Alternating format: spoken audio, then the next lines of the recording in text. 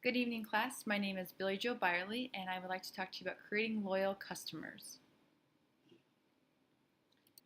Here in our e-commerce class, we're learning about creating customers and loyal customers and the cost of that through the internet, Facebook, any type of social media, mailings, emails, things like that. The opportunity that we're going to talk about today is an email opportunity. Our business has the opportunity to send out 100,000 emails at 25 cents an email. The investment of this opportunity would be $25,000 to do this. On average, we would get 5,000 clicks or 5,000 people opening those emails. 500 of those emails were turned into customers, and 125 or 25% of those on average will become loyal customers. And really that's the target that we want to go after is those loyal customers and those first-time customers, and we want them to fall in love with the product that we have. If we are able to get 500 customers out of our $25,000 purchase, on average, they'll buy $60 worth of merchandise from our website.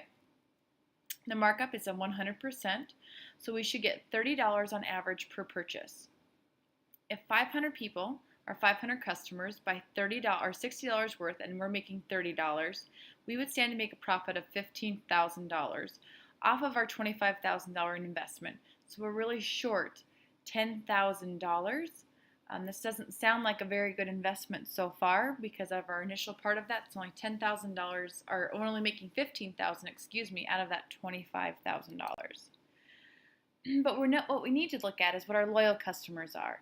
Those customers that are going to fall in love with our product and will continue to buy it year after year, or maybe even twice a year. It takes months and sometimes years to understand who your loyal customers are.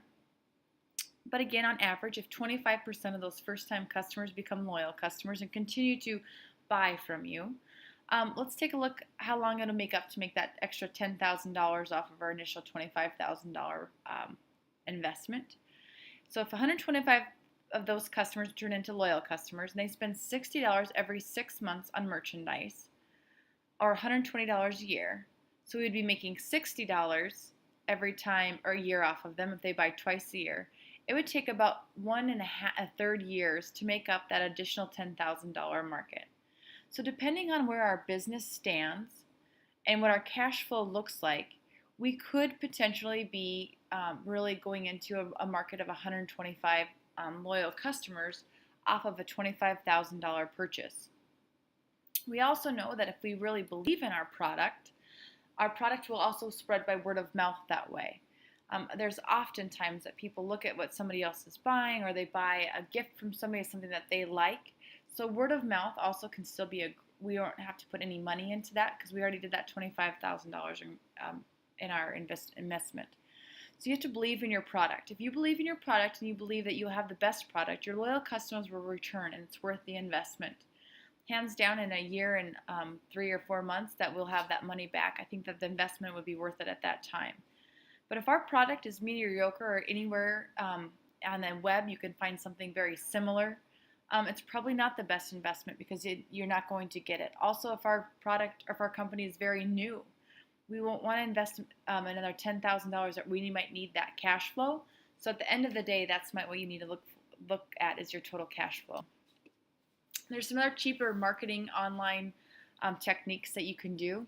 You can do banner ads, Google enhancement searches, videos, mobile displays. Facebook is very cheap, Instagram, and so is Snapchat. Snapchat is probably the most expensive out of the 3 social medias right now. But you can market that way also. According to our book, we don't quite have the statistics that we do on just the emails because they have not been around as long.